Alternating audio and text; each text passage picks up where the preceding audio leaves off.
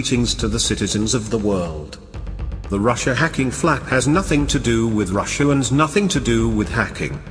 The story is basically a DNC invention that was concocted to mitigate the political fallout from the nearly 50,000 emails that WikiLeaks planned to publish on July 22, 2016, just 3 days before the Democratic National Convention. That's what this is really all about. Russia didn't hack anything, it's a big diversion that was conjured up on the fly to keep Hillary's bandwagon from going down in flames. Put yourself in Hillary's shoes for a minute. She knew the deluge was coming and she knew it was going to be bad. According to veteran intelligence professionals for Sanity, DNC contractor CrowdStrike claimed to find evidence of Russian malware on DNC servers just 3 days after WikiLeaks announced that it was about to publish emails related to Hillary Clinton. Clearly, that was no coincidence. The plan to blame Russia was already underway. Hillary knew that the emails were going to expose the DNC's efforts to rig the primaries and torpedo Bernie Sanders' campaign, and she knew that the media was going to have a field day dissecting the private communications word by word on cable news or splashing them across the headlines for weeks on end. It was going to be excruciating. She knew that, they all knew that. And how would her supporters react when they discovered that their party leaders and presidential candidate were actively involved in sabotaging the democratic process and subverting the primaries? That wasn't going to go over well with voters in Poughkeepsie, now was it? Maybe she'd see her public approval ratings slip even more. Maybe she'd nosedive in the polls or lose the election outright. She didn't know. No one knew. All they knew was that she was in trouble. Big trouble. So she reacted exactly the way you'd expect Hillary to react. She hit the panic button. In fact, they all freaked out. Every one of them, including Bodes and the rest of the DNC honchos. Once they figured that their presidential bid could go up in smoke, they decided to act preemptively, pull out all the stops and go big. That's where Russia comes into the picture. The DNC brass, with help from allies at the CIA, decided to conjure up a story so fantastic that, well, it had to be true. After all, that's what the 17 intel agencies said, right? And so did the elite media, including the New York Times, the Washington Post and CNN. They can't all be wrong, can they? Sure. They goofed up on Saddam's WMDs, and Iran's imaginary nukes program, and Assad's fictional chemical weapons attack. But, hey, everyone makes mistakes, right? In any event, they settled on Russia mainly because Russia had rolled back Washington's imperial projects in both Ukraine and Syria, so the media was already in full demonetization mode and raring to go. All the DNC needed to do was utter the words Russia meddling and they'd be off to the races. Does any of this sound even remotely believable? Former CIA analyst Ray McGovern seems to think so, because he expounded a very similar scenario about a month ago in an interview. Ray McGovern: what did Hillary do? Hillary gathered her war council together and one fellow says, I know what we can do. We'll blame it on the Russians. And someone else says, but it wasn't the Russians, it was WikiLeaks. Guy number one says, well, that's a tougher. We hate them both equally, so we'll say WikiLeaks is working with the Russians. Ray McGovern: that was 2 days before the convention. And someone else says, what would the rationale be? Guy number two says, come on, the Russians clearly want Trump to win. Number one: but what about the major media? Number two: well, the major media really want Hillary to win, so if we get the major media on board, well, we really got it wired. Ray McGovern again: and if you watch the coverage since the WikiLeaks leak, 2 days before the convention, the media content was not how did Hillary steal the election but how did the Russians do it? He's right, isn't he? Hillary and company pulled off their whole ruse without a hitch. The media focused on the Russia meddling angle, and the calculating Ms. Clinton slipped away with nary a scratch. It's amazing. But there was one glitch to the blame Russia scheme. There was no hard evidence of Russian involvement. And, now, 10 months into multiple investigations of Russian hacking, there's still no evidence. How can that be?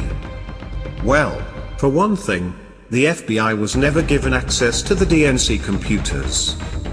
Let me repeat that, in the biggest and most politically explosive investigation in more than a decade, an investigation that has obvious national security implications, alleged cyber espionage by a hostile foreign power, alleged collusion by high-ranking officials in the current administration, alleged treason or collusion on part of the chief executive, and the possible impeachment of a sitting president. The FBI has not yet secured or examined the servers that may or may not provide compelling forensic evidence of cyber intrusion by Russia. Why? Why would the FBI accept the analysis of some flunky organization that no one has ever heard of before, CrowdStrike, rather than use all the tools at their disposal to thoroughly investigate whether or not the hacking actually took place or not? Isn't that their job? You're damn right it is. The reason the FBI never insisted on examining the DNC servers is because they knew the story was baloney from the get-go. Otherwise they would have kicked down the doors at the DNC, seized the computers through brute force, and arrested anyone who tried to stop them. Those computers are Exhibit A in the trial of the century. They should be under lock and key at FBI headquarters, not collecting cobwebs in the basement of the DNC HQ.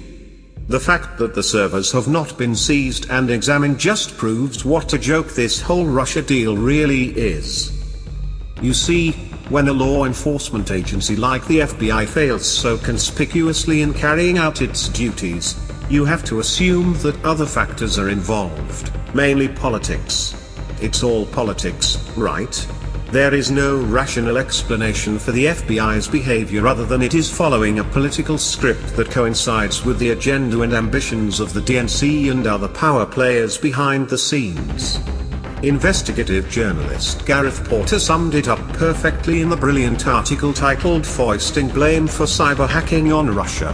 He said, "The history of the US government's claim that Russian intelligence hacked into election databases reveals it to be a clear case of politically motivated analysis by the DHS and the intelligence community. Not only was the claim based on nothing more than inherently inconclusive technical indicators, but no credible motive for Russian intelligence wanting personal information on registered voters was ever suggested." Right on, Porter. Facts don't matter in the Russia hacking case. They never have. The whole approach from day one has been to drown the public with innuendo and baseless accusations, while the MSM carnivores pretend that Russia meddling is already settled science and that only Putin puppets would ever doubt the veracity of the media's loony claims. Got that? But facts do matter, and so does evidence. And on that score we're in luck, because McGovern's group, the Veteran Intelligence Professionals for Sanity, VIPS, released a blockbuster report last week that produced the first hard evidence that Russia most certainly did not hack the DNC servers. It was a DNC insider. Here's an excerpt from the VIPS article titled "Was the Russian Hack an Inside Job?" Independent cyber investigators have now come up with verifiable evidence from metadata found in the record of the alleged Russian hack. They found that the purported hack of the DNC was not a hack, but originated with a copy by an insider. The data was leaked after being doctored with a cut-and-paste job to implicate Russia. Key among the findings of the independent forensic investigations is the conclusion that the DNC data was copied onto a storage device at a speed that far exceeds an internet capability for a remote hack. Of equal importance, the forensics show that the copying and doctoring were performed on the east coast of the US. Was the Russian hack an inside job? Counterpunch. Capis. There was no hack. Someone working inside the DNC, a disgruntled employee, who had access to the computers, and who worked on the East Coast, copied the data onto a storage device and transferred it to WikiLeaks. That's what you call a leak, not a hack. There was no hack. Russia was not involved. The official narrative is bullshit. End of story. Naturally, the MSM has completely ignored the VIP's report, just as they ignored Serhej's brilliant article that proved that Assad did not launch a chemical weapons attack in Syria.